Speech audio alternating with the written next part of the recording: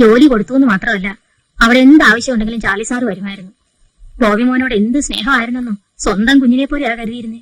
പിന്നെ അധികം താമസിയാതെ അവരുടെ കല്യാണം നടന്നു അല്ലേ? അതെനിക്ക് അറിഞ്ഞൂടാ സാറേ. പക്ഷെ കല്യാണം കഴിച്ചേക്കോന്ന് അവിടുന്ന് പോകുന്ന സമയത്ത് എനിക്ക് തോന്നിയിരുന്നു, ചാർലി സാറിന്റെ അവിടുത്തെ വരവും പോക്കും ഒക്കെ കണ്ടപ്പോ. പിന്നെ നിങ്ങൾ എന്താ അവിടുന്ന് പോയിക്കളഞ്ഞത്? കൊട്ടാരക്കര കെട്ടിക്കൊണ്ടുപോയി എന്റെ ഒരു അനിയത്തി ചുമട്ടുവേരയായിരുന്നു. ലോറിന്ന് കരിങ്കല്ല് തലയിൽ വീണ് ബോധമില്ലാണ്ടായി. 3 കിളുന്ത് പിള്ളേര്.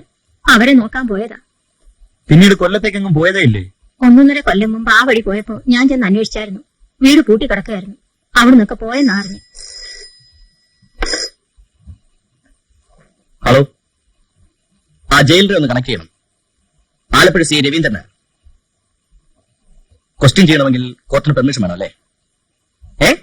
അതെ, ഒരു കൺവെർട്ടിനെ കുറിച്ച് അറിയാനാ. Charlie blade. ഓഹോ, അത് ശരി. എത്ര ദിവസത്തേക്ക്? ഓക്കെ. അവനിപ്പോൾ പരോളിൽ പുറത്താണെന്ന്. 2 ആഴ്ചത്തേക്ക്. കൊല നടന്ന ദിവസം അവൻ പുറത്തുണ്ട്. അപ്പൊ അവൻ പരോൾ ഇറങ്ങി ഇതിനായിരുന്നല്ലേ? അവൻ തിരിച്ചേരാതെ മുങ്ങിക്കാണ് സാർ. ആ നീല അംബാസഡർ കാർ. എക്സാക്ട്ലി. അന്ന് നടക്കാതെ വന്നപ്പോ വീണ്ടും പോയിരിക്കാം. ഇവിടെ നിന്ന് വേണം നമുക്കിനി പ്രൊസീഡ് ചെയ്യാൻ. പരോളിൽ ഇറങ്ങിയ ദിവസം മുതലുള്ള മൂവ്മെന്റ്സ് ട്രേസ് ഔട്ട് ചെയ്യണം. കൊല്ലത്തുനിന്ന് തുടങ്ങണം. അറേഞ്ച് ചെയ്യാം സാർ. സംശയം വേണ്ട സാർ, അവൻ തന്നെയാ സാർ കൊന്നത്. സാറന്മാരെന്തൊക്കെയായി പറയുന്നേ? സൂസമ്മയെ കൊന്നത് ചാർലി സാറാണെന്നോ? എന്റെ കർത്താവേ!